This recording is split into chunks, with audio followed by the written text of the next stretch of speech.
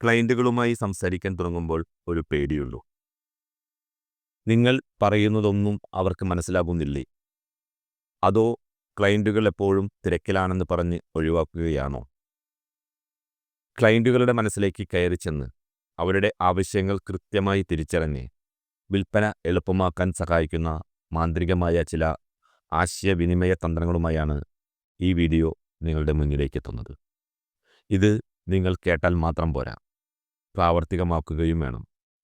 അപ്പോൾ നിങ്ങൾ നിങ്ങളുടെ ജീവിതത്തിലും ബിസിനസ്സിലും അത്ഭുതകരമായ മാറ്റങ്ങൾ കാണാൻ തുടങ്ങും. ലൈഫ് ഇൻഷുറൻസ് ഏജന്റ് എന്ന നിലയിൽ നമ്മളെല്ലാവരും ദിവസവും ഒരുപാട് ആളുകളുമായി സംസാരിക്കുന്നുണ്ട്. ചില സംഭാഷണങ്ങൾ വളരെ വിജയകരമാകാറുണ്ട്. എന്നാൽ ചിലത് നമ്മൾ ആഗ്രഹിക്കുന്ന രീതിയിൽ മുന്നോട്ടു പോകാറില്ല. എന്താണ് ഇതിന് കാരണം? പലപ്പോഴും നമ്മളുടെ ആശയവിനിമയ ശൈലിയിലെ പോരായ്മകളാണ് ഇതിന് പിന്നിൽ. നിങ്ങൾ എത്ര നല്ല ഉൽപ്പന്നം വിൽക്കാൻ ശ്രമിച്ചാലും, എത്ര നല്ല പ്ലാനുകൾ നിങ്ങളുടെ പക്കലുണ്ടായിരുന്നാലും, അത് ക്ലയൻറ്റിനെ കൃത്യമായി മനസ്സിലാക്കി കൊടുക്കാനും അവരുടെ വിശ്വാസം നേടാനും കഴിഞ്ഞില്ലെങ്കിൽ ആ വിൽപ്പന അവിടെ നടക്കില്ല. അതുകൊണ്ട് ഒരു ലൈഫ് ഇൻഷുറൻസ് ഏജന്റ് എന്ന നിലയിൽ ഏറ്റവും പ്രധാനമായി നിങ്ങൾ പഠിക്കേണ്ട ഒരു കഴിവാണ് എഫക്റ്റീവ് കമ്മ്യൂണിക്കേഷൻ അഥവാ ഫലപ്രദമായ ആശയവിനിമയം. ഇന്ന് നമ്മൾ 3 പ്രധാനപ്പെട്ട കാര്യങ്ങളെക്കുറിച്ചാണ് സംസാരിക്കുന്നത്. 1. ആക്റ്റീവ് ലിസണിംഗ്, സജീവമായ കേൾവി. 2. ആസ്കിംഗ് പവർഫുൾ ക്വസ്റ്റ്യൻസ്, ശക്തമായ ചോദ്യങ്ങൾ ചോദിക്കുക. 3. ബിൽഡിംഗ് റാപ്പോ, ബന്ധം സ്ഥാപിക്കുക. ഈ 3 കാര്യങ്ങളും നിങ്ങളുടെ സംഭാഷണങ്ങളിൽ ഉൾപ്പെടുത്താൻ തുടങ്ങിയാൽ നിങ്ങളുടെ വിൽപ്പനയുടെ രീതി തന്നെ മാറും. 1. സജീവമായ കേൾവി.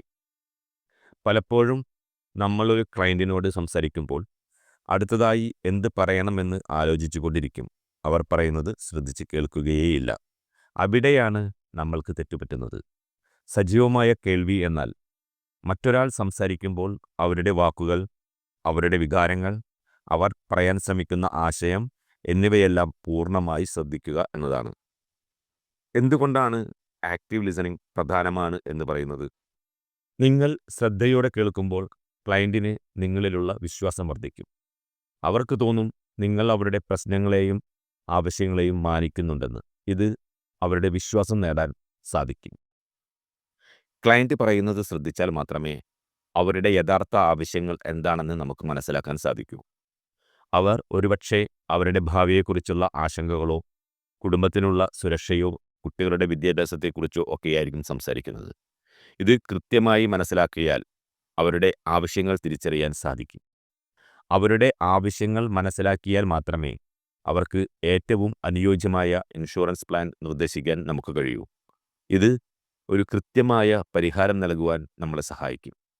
എങ്ങനെ സജീവമായി കേൾക്കാം? ക്ലയൻറ്റ് സംസാരിക്കുമ്പോൾ മറ്റെന്തെങ്കിലും ചിന്തിക്കുകയോ ഫോണിൽ നോക്കുകയോ ചെയ്യരുത്. അവരുടെ കണ്ണിൽ നോക്കി അവർക്ക് പ്രാധാന്യം നൽകുക. അതായത് അവരെ ശ്രദ്ധയോടെ കേൾക്കുക, അവരെ ശ്രദ്ധിച്ചിരിക്കുക, അവരിൽ ശ്രദ്ധ കൊടുക്കുക. ഇടയ്ക്ക് തലയാട്ടുക, ചെറിയ ശബ്ദങ്ങളുണ്ടാക്കുക, ആ, ഓ, എന്നിങ്ങനെയുള്ള ശബ്ദങ്ങളുണ്ടാക്കുന്നത് നമ്മൾ ശ്രദ്ധിക്കുന്നുണ്ട് എന്ന് കാണിക്കാൻ സഹായിക്കും. ചോദ്യങ്ങൾ ചോദിച്ച് വ്യക്തത വരുത്തുക. അവർ പറഞ്ഞ കാര്യങ്ങൾ നിങ്ങൾക്ക് മനസ്സിലായില്ല എങ്കിൽ നിങ്ങൾ ഇതാണോ ഉദ്ദേശിച്ചത്, അല്ലെങ്കിൽ ഇതിനെക്കുറിച്ച് കുറച്ചുകൂടി വ്യക്തമാക്കാമോ എന്ന് ചോദിക്കുക. അവർ സംസാരിക്കുമ്പോൾ അവരുടെ മുഖഭാവം, ശരീരഭാഷ എന്നിവ ശ്രദ്ധിക്കുക. അവരുടെ വാക്കുകളിൽ ഒളിഞ്ഞിരിക്കുന്ന വികാരങ്ങളെ തിരിച്ചറിയാൻ ശ്രമിക്കുക. അവർ സംസാരിച്ച് തീരുമ്പോൾ മാത്രം നിങ്ങൾ സംസാരിക്കുക. അവരെ തടസ്സപ്പെടുത്തരുത്. അവർ പറയുന്നത് പൂർത്തിയാക്കാൻ അനുവദിക്കുക. ക്ലയൻറ്റ് സംസാരിച്ചു കഴിഞ്ഞ ശേഷം അവർ പറഞ്ഞ പ്രധാനപ്പെട്ട കാര്യങ്ങൾ നിങ്ങളുടെ വാക്കുകളിൽ ചുരുക്കി തിരികെ പറയുക. ഉദാഹരണമായി, അപ്പോൾ നിങ്ങൾ പറഞ്ഞതനുസരിച്ച് നിങ്ങളുടെ മകളുടെ വിദ്യാഭ്യാസത്തിനാണ് നിങ്ങൾ ഇപ്പോൾ ഏറ്റവും കൂടുതൽ പ്രാധാന്യം നൽകുന്നത്, അങ്ങനെയല്ലേ? ഇത് അവർ പറഞ്ഞത് നിങ്ങൾക്ക് ശരിക്കും മനസ്സിലായി എന്ന് അവർക്ക് ഉറപ്പ് നൽകാനായിട്ട് സാധിക്കും. സജീവമായ കേൾവി പരിശീലിക്കാൻ കുറച്ച് സമയമെടുത്തേക്കാം, പക്ഷേ ഇത് നിങ്ങളുടെ വിൽപ്പന കഴിവുകൾക്ക് വലിയ മുതൽക്കൂട്ടാകും. 2. ആസ്കിംഗ് പവർഫുൾ ക്വസ്റ്റ്യൻസ്, ശക്തമായ ചോദ്യങ്ങൾ ചോദിക്കുക. സജീവമായ കേൾവിക്കൊപ്പം ചേർത്ത് വായിക്കേണ്ട ഒന്നാണ് ശക്തമായ ചോദ്യങ്ങൾ ചോദിക്കുക എന്നത്. കേവലം നിങ്ങൾക്ക് ഇൻഷുറൻസ് വേണോ എന്ന് ചോദിക്കുന്നതിന് പകരം ക്ലയൻറ്റിൻ്റെ ചിന്തകളെയും ആവശ്യങ്ങളെയും പുറത്തു കൊണ്ടുവരാൻ സഹായിക്കുന്ന ചോദ്യങ്ങൾ ചോദിക്കുക എന്നതാണ് ഇതിലൂടെ ഉദ്ദേശിക്കുന്നത്. ഒരു ഡോക്ടർ രോഗിയുടെ രോഗം കണ്ടെത്താൻ പല ചോദ്യങ്ങൾ ചോദിക്കുന്നത് പോലെ നമ്മളും ക്ലയൻറ്റിൻ്റെ ആവശ്യങ്ങൾ കണ്ടെത്താൻ ചോദ്യങ്ങൾ ചോദിക്കണം. എന്തുകൊണ്ടാണ് ശക്തമായ ചോദ്യങ്ങൾ ചോദിക്കണമെന്ന് പറയുന്നത്? ക്ലയൻറ്റ് പോലും അറിയാതെ പോകുന്ന അവരുടെ ആവശ്യങ്ങളെക്കുറിച്ച് ചിന്തിപ്പിക്കാൻ ശക്തമായ ചോദ്യങ്ങൾക്ക് കഴിയും. ഇത് അവരുടെ ആവശ്യങ്ങളെ കൃത്യമായി കണ്ടെത്താൻ സാധിക്കും. നമ്മൾ ചോദ്യങ്ങൾ ചോദിക്കുമ്പോൾ ക്ലയൻറ്റ് അവരുടെ ജീവിതത്തെക്കുറിച്ചും ഭാവിയെക്കുറിച്ചും കൂടുതൽ ആഴത്തിൽ ചിന്തിക്കും. ഇത് ഇൻഷുറൻസിൻ്റെ പ്രാധാന്യം അവർക്ക് സ്വയം മനസ്സിലാക്കുവാനായിട്ട് സാധിക്കും. ശക്തമായ ചോദ്യങ്ങൾ സംഭാഷണത്തിന് ഒരു ദിശാബോധം നൽകുകയും അതുവഴി നമ്മളുടെ സംഭാഷണം നമുക്ക് കൃത്യമായ ദിശയിൽ കൊണ്ടുപോകുവാൻ സാധിക്കും. ശരിയായ ചോദ്യങ്ങൾ ചോദിക്കുന്നത് നിങ്ങൾക്ക് വിഷയത്തിൽ നല്ല ധാരണയുണ്ടെന്ന് ക്ലയൻറ്റിന് മനസ്സിലാക്കി കൊടുക്കുവാനും സാധിക്കും. അതായത് നമ്മളുടെ അറിവ് പ്രകടിപ്പിക്കാനായിട്ട് സാധിക്കും. എങ്ങനെ ശക്തമായ ചോദ്യങ്ങൾ ചോദിക്കാം? തുറന്ന ചോദ്യങ്ങൾ, അതായത് ഓപ്പൺ എൻഡഡ് ക്വസ്റ്റ്യൻസ്. അതെ അല്ലെങ്കിൽ ഇല്ല എന്ന് മാത്രം ഉത്തരം പറയാൻ കഴിയുന്ന ചോദ്യങ്ങൾ ഒഴിവാക്കുക. പകരം ക്ലയൻറ്റിന് കൂടുതൽ വിവരങ്ങൾ പറയാൻ അവസരം നൽകുന്ന ചോദ്യങ്ങൾ ചോദിക്കുക. നിങ്ങൾക്ക് ഇൻഷുറൻസ് ആവശ്യമുണ്ടോ എന്ന് ചോദിക്കുന്നതിന് പകരം ഭാവിയിൽ നിങ്ങളുടെ കുടുംബത്തിന് സാമ്പത്തിക സുരക്ഷ ഉറപ്പാക്കുന്നതിനെക്കുറിച്ച് നിങ്ങൾ എന്ത് ചിന്തിക്കുന്നു എന്നാക്കാം. നിങ്ങളുടെ കുട്ടികൾക്ക് വിദ്യാഭ്യാസം പ്രധാനമാണോ എന്ന് ചോദിക്കുന്നതിന് പകരം നിങ്ങളുടെ മക്കളുടെ ഭാവിയെക്കുറിച്ച് നിങ്ങൾ കാണുന്ന സ്വപ്നങ്ങൾ എന്തൊക്കെയാണ്? അവരുടെ വിദ്യാഭ്യാസത്തിന് നിങ്ങൾ എത്രത്തോളം പ്രാധാന്യം നൽകുന്നു എന്ന ചോദ്യം ചോദിക്കാം. ക്ലയൻറ്റിൻ്റെ ഇപ്പോഴത്തെ അവസ്ഥയെക്കുറിച്ച് മനസ്സിലാക്കാൻ സഹായിക്കുന്ന ചോദ്യങ്ങൾ ചോദിക്കണം. അതായത് ഇപ്പോഴത്തെ സാഹചര്യത്തെക്കുറിച്ചുള്ള ചോദ്യങ്ങൾ. ഇപ്പോൾ നിങ്ങളുടെ സാമ്പത്തിക സ്ഥിതി എങ്ങനെയാണ്? നിങ്ങളുടെ കുടുംബത്തിൽ നിങ്ങളെ ആശ്രയിച്ച് ആരെല്ലാമാണ് ഉള്ളത്? ക്ലയൻറ്റ് നേരിടാൻ സാധ്യതയുള്ള വെല്ലുവിളികളെക്കുറിച്ച് ചിന്തിപ്പിക്കാൻ സഹായിക്കുന്ന രീതിയിലുള്ള ചോദ്യങ്ങൾ. അതായത് പ്രശ്നങ്ങളെക്കുറിച്ചുള്ള ചോദ്യങ്ങളായിരിക്കണം ചോദിക്കേണ്ടത്. നിങ്ങളുടെ വരുമാനം നിലച്ചാൽ കുടുംബത്തിൻ്റെ ചിലവുകൾ എങ്ങനെ നടത്തും എന്ന് എപ്പോഴെങ്കിലും ചിന്തിച്ചിട്ടുണ്ടോ? നിങ്ങൾക്ക് എന്തെങ്കിലും സംഭവിച്ചാൽ മക്കളുടെ വിദ്യാഭ്യാസ ചെലവുകൾ ആര് സപ്പോർട്ട് ചെയ്യും? പ്രശ്നങ്ങൾക്ക് ഒരു പരിഹാരം കണ്ടെത്തേണ്ടതിൻ്റെ ആവശ്യകത ക്ലയൻറ്റിനെ കൊണ്ട് തിരിച്ചറിയിക്കുന്ന ചോദ്യങ്ങൾ. അതായത് പരിഹാരത്തെക്കുറിച്ചുള്ള ചോദ്യങ്ങൾ. ഈ പ്രശ്നം പരിഹരിക്കാൻ എന്താണ് നിങ്ങൾക്ക് ചെയ്യാൻ കഴിയുക എന്നാണ് നിങ്ങൾക്ക് തോന്നുന്നത്? നിങ്ങളുടെ കുടുംബത്തിൻ്റെ ഭാവിക്ക് വേണ്ടി എന്തൊക്കെ മുൻകരുതലുകളാണ് എടുക്കാൻ നിങ്ങൾ ആഗ്രഹിക്കുന്നത്? ഇൻഷുറൻസിനെക്കുറിച്ചുള്ള അവരുടെ ധാരണകൾ എന്നിവ മനസ്സിലാക്കുവാൻ വേണ്ടി അവരുടെ അനുഭവങ്ങളെക്കുറിച്ച് ചോദ്യങ്ങൾ ചോദിക്കണം. അതായത് ഇൻഷുറൻസിനെക്കുറിച്ച് നിങ്ങളുടെ കാഴ്ചപ്പാട് എന്താണ്? ഇതിനു മുൻപ് ഏതെങ്കിലും ഇൻഷുറൻസ് പോളിസി എടുത്തിട്ടുണ്ടോ? അതിൽ എന്താണ് നിങ്ങളുടെ അനുഭവം? ചോദ്യങ്ങൾ ചോദിക്കുമ്പോൾ ചോദ്യങ്ങളെ ഒരു ഇൻട്രോഗേഷനായി മാറ്റരുത്. സ്വാഭാവികമായ ഒരു സംഭാഷണമായി തോന്നണം. ക്ലയൻറ്റ് ഉത്തരം പറയുമ്പോൾ ആക്റ്റീവ് ലിസണിംഗ് എന്ന ഭാഗം ഓർക്കുക. 3. ബന്ധം സ്ഥാപിക്കുക, റാപ്പോ ബിൽഡിംഗ്. ഒരു വിൽപ്പന നടത്തുന്നതിന് മുൻപ് ക്ലയൻറ്റുമായി ഒരു വ്യക്തിപരമായ ബന്ധം സ്ഥാപിക്കേണ്ടത് അത്യാവശ്യമാണ്. ഇതിനെയാണ് റാപ്പോ ബിൽഡിംഗ് എന്ന് പറയുന്നത്. ആളുകൾ എപ്പോഴും അവർ ഇഷ്ടപ്പെടുന്ന അല്ലെങ്കിൽ വിശ്വസിക്കുന്നവരിൽ നിന്നേ സാധനങ്ങൾ വാങ്ങൂ. ഒരു ഇൻഷുറൻസ് ഏജന്റ് എന്ന നിലയിൽ നിങ്ങൾ ഒരു വിൽപ്പനക്കാരൻ എന്നതിലുപരി ഒരു സുഹൃത്തായും ഉപദേഷ്ടാവായും മാറാൻ ശ്രമിക്കണം. എന്തുകൊണ്ടാണ് ബന്ധം സ്ഥാപിക്കൽ പ്രധാനമാണ് എന്ന് പറയുന്നത്? ക്ലയൻറ്റുമായി നല്ല ബന്ധം സ്ഥാപിക്കുന്നത് അവർക്ക് നിങ്ങളിലുള്ള വിശ്വാസം വർദ്ധിപ്പിക്കുവാൻ സാധിക്കും. അവർക്ക് നിങ്ങളോട് അടുപ്പം തോന്നുമ്പോൾ അവരുടെ സ്വകാര്യ കാര്യങ്ങളെക്കുറിച്ചും ആശങ്കകളെക്കുറിച്ചും തുറന്നു സംസാരിക്കാൻ അവർക്ക് മടി തോന്നില്ല. നല്ല റാപ്പോ ഉള്ള ക്ലയൻറ്റുകളുമായി ദീർഘകാല ബന്ധങ്ങൾ സ്ഥാപിക്കാൻ സഹായിക്കും. ഇത് നിങ്ങൾക്ക് തുടർന്നും ബിസിനസ് നൽകും. ക്ലയൻറ്റിന് നിങ്ങളിലുള്ള വിശ്വാസം വർദ്ധിക്കുമ്പോൾ അവർ നിങ്ങളുടെ നിർദ്ദേശങ്ങൾ കൂടുതൽ അംഗീകരിക്കും. ഇത് വിൽപ്പന എളുപ്പമാക്കാൻ സഹായിക്കും. എങ്ങനെ റാപ്പോ സ്ഥാപിക്കാം? സംഭാഷണത്തിനിടയിൽ പൊതുവായ താൽപ്പര്യങ്ങൾ കണ്ടെത്താൻ ശ്രമിക്കുക. ഉദാഹരണത്തിന് സ്പോർട്സ്, സിനിമ, യാത്ര, കുട്ടികൾ തുടങ്ങിയ വിഷയങ്ങൾ. നിങ്ങൾ എവിടെ നിന്നാണ് വരുന്നത്? നിങ്ങളുടെ കുട്ടികൾ ഏത് ക്ലാസ്സിലാണ് പഠിക്കുന്നത്? നിങ്ങൾ ക്രിക്കറ്റ് കാണാറുണ്ടോ? ചിലപ്പോൾ അവരുടെ വീട്ടിൽ ഒരു ഫോട്ടോ കണ്ടിട്ട് ഈ ചിത്രം മനോഹരമാണല്ലോ, ഇതൊരു യാത്രാചിത്രമാണോ? ആ ചിത്രത്തെക്കുറിച്ച് ചോദിക്കാം. ആത്മാർത്ഥമായ പുഞ്ചിരി എപ്പോഴും നല്ലൊരു തുടക്കമാണ്. അതുകൊണ്ട് പുഞ്ചിരിയോടെ സംസാരിക്കുക. സംഭാഷണത്തിനിടയിൽ ക്ലയന്റിന്റെ പേര് ഉപയോഗിക്കുന്നത് അവർക്ക് പ്രാധാന്യം നൽകുന്നു എന്ന് തോന്നിപ്പിക്കും. അതിനാൽ ആളുകളുടെ പേരുകൾ സംസാരത്തിൽ ഉപയോഗിക്കുക. ക്ലയന്റിന്റെ ശരീരഭാഷയെ അനുകരിക്കാൻ ശ്രമിക്കുക, അമിതമാകാതെ. അവർ കൈകെട്ടിയിരിക്കുകയാണെങ്കിൽ നിങ്ങളും അതുപോലെ ഇരിക്കുക. ഇത് ഒരുതരം ഒത്തുചേരൽ ഉണ്ടാക്കും. എല്ലായ്പ്പോഴും പോസിറ്റീവായ കാര്യങ്ങൾ സംസാരിക്കുക. നെഗറ്റീവ് ചിന്തകളും പരാതികളും ഒഴിവാക്കുക. നിങ്ങളുടെ വ്യക്തിപരമായ അനുഭവങ്ങളോ മറ്റ് ക്ലയന്റുകളുടെ വിജയകഥകളോ പങ്കുവെക്കുന്നത് സംഭാഷണത്തെ കൂടുതൽ ആസ്വാദ്യകരമാക്കും. എന്നാൽ ക്ലയന്റിന്റെ സ്വകാര്യതയെ മാനിക്കണം. ക്ലയന്റ് ഒറ്റയ്ക്കല്ല വരുന്നതെങ്കിൽ അവരുടെ കുടുംബാംഗങ്ങളെയും ശ്രദ്ധിക്കുക. അവരുമായി സംസാരിക്കുക. ക്ലയന്റിന്റെ കൂടെയുള്ളവരെയും ശ്രദ്ധിക്കണം.